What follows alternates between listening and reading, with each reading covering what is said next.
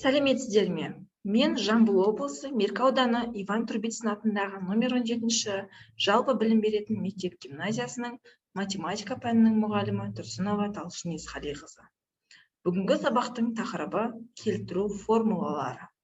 Оқу мақсаты: келтіру формулаларын біледі және қолданады. Сабақ мақсаты: келтіру формулаларын енгізу, тригонометриялық өрнектерді түрлендіруде, есептеулерде келтіру формулаларын қолдану. Бағалау критерийлері: келтіру формулаларын біледі, есептер шығаруда келтіру формулаларын қолданады. Тілдік мақсаттар: бірлік шеңбер, тригонометриялық дөңгелек, бұру бұрышы, тригонометриялық функция, кез келген бұрыштың синусы, косинусы, тангенсі, котангенсі. Бүгінгі сабақтың барысы 4 қадам әдісі негізінде құрылды. Бірінші қадам танысу бөлімі, екінші қадам қолдану бөлімі, үшінші қадам саралау бөлімі, төртінші қадам бағалау бөлімі. Бірінші қадам: бізге бірлік шеңбер берілсін.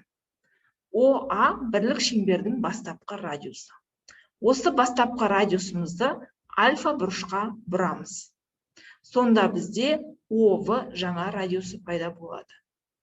Альфа бұрышын тағы да пи бөлінген 2 бұрышқа бұрамыз. Сол кезде бізде ОВ1 радиусы пайда болады. Сіздер білесіздер, синус альфа дегеніміз В-ның R-ға қатынасына, яғни Y-дің R-ға қатынасына. Олай болса, синус пи бөлінген 2 қосылған альфа бұрышы В1 D1-дің R-ге қатынасына, Y1-дің R-ге қатынасына. Дәл осылай қалған тригонометриялық функциялар қорытылып шығарылады. Келтіру формуласына келтіру үшін мына ережелерді есте сақтау керек. Бірінші, функцияның атауының өзгермеуін анықтау керек. Егер келтіру пи бөлінген 2 көбейтілген к бізде тақсам болатын болса, яғни пи бөлінген 2, 3π бөлінген 2, 5π бөлінген 2 бұрыштар арқылы жүргізілсе, онда функцияның атауы өзгереді. Яғни синус альфа косинус альфаға, косинус альфа синус альфаға, тангенс альфа котангенс альфаға, котангенс альфа тангенс альфаға. Егер келтіру пи бөлінген 2 көбейтілген к мұндағы жұпсам болатын болса, яғни пи, 2π, 3π, тағы сол сияқты бұрыштар арқылы жүргізілсе, онда функцияның атауы өзгермейді. Екінші, теңдіктің сол жағындағы бұрышқа тиесілі ширекті анықтау керек. Үшінші, теңдіктің сол жағындағы функцияның таңбасын анықтап, оны оң жақтағы функцияның алдына қою қажет. Олай болса, оқушылар, бізге берілген мына тригонометриялық шеңберде пи бөлінген 2 және 3π бөлінген 2-де бұрыштардың келтіру барысында атауы ауысады. Ал пи, 2π және 3π кезінде атауы ауыспайды. Осы ережені есте сақтаңыздар. Таңбасы сол жақ шеттегі бұрыштың таңбасын анықтайсыздар. Сол функцияның ширектегі таңбасын анықтап алғаннан кейін, оң жақтағы функцияның алдына сол таңбаны әкеліп қоясыздар. Олай болса, мысал есеп.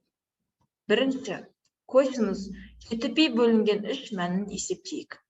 Бізге берілген косинус 7π бөлінген 3 функциясын біз косинус 2π қосылған π бөлінген 3 арқылы келтіріп жазамыз. Біз жаңа айттық, 2π болған кезде атауы ауыспайды дедік, косинус π бөлінген 3 болады. Біздегі бастапқы берілген 7π бөлінген 3 бұрышы бізде бірінші ширектің бұрышы болғандықтан, косинус бірінші ширекті таңбасы плюс, сондықтан оң жақ шеттегі функцияның таңбасы плюс болады. Мәні 2-ден 1-ге тең. Екінші мысал, синус минус 780 градус.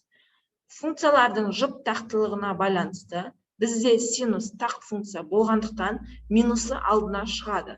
Сонда минус синус 780 градус болады. ары қарай 780 градусты біз 260 градус көбейтілген 2 қосылған 60 градус түріне жазамыз. Енді минус синус 60 градус болады. Себебі бізде 2 пи, 4 пи болған кезде атауы ауыспайды. Синус сақталады 60 градус. Енді бұл ширекте синустың таңбасы плюс болғандықтан алдындағы минус сақталып, минус түбірасты 3 бөлінген 2 болады. Оқушылар, бізде жалпы келтіру формулаларының дайын кестесі бар. Бірақ бұл кестені жаттап алу сіздерге тиімсіз болғандықтан, сіздер келтіру формуласын құрастырудың негізгі ережелерін есте сақтау арқылы келтіру формулаларын өздеріңіз қорытып шығарыңыздар. Келесі екінші қадам сәйкестендіру. Өрнекті ықшамда. Оқушылар, бұл жерде сіздер мына дескрипторлар бойынша бағаланасыздар. Функцияның атын және таңбасын анықтай алады, келтіру формулаларын қорыта алады. Олай болса, сәттілік. Жақсы оқушылар, біздің келесі қадам саралау бөлімі. Саралау бөлімінде сіздерге QGIS платформасында тапсырмалар құрастырылды. Сол жердегі тапсырмаларды орындау барысында сіздер мына дескрипторлар бойынша бағаланасыздар. Келтіру формулаларын қолдана алады, кез келген бұрышты келтіру формуласына келтіріп, өрнекті ықшамдайды. Олай болса, тапсырмаға көшеміз.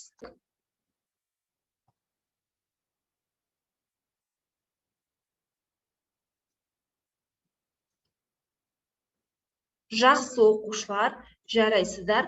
Олай болса, біз сіздермен 4-ші қадамымызға көшеміз. Бағалау бөлімі. Оқушылар, бүгінгі осы сабақта алған білімдеріңізді бағалау барысында сіздерге Plikers бағдарламасында тапсырма құрастырылды. Тапсырма орындау барысында мына дескрипторларға сәйкес бағаланасыздар. Кез келген бұрышты келтіру формуласына келтіріп есептей алады. Өрнекті ықшамдауда келтіру формулаларын қолдана алады.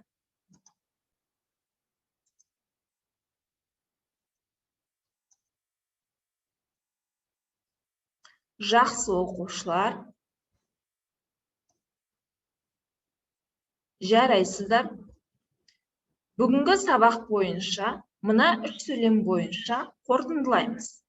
Мен бүгін не туралы білдім? Мен бүгін нені түсіндім? Мен ертең нені білгім келеді? Жақсы, сау болыңыздар.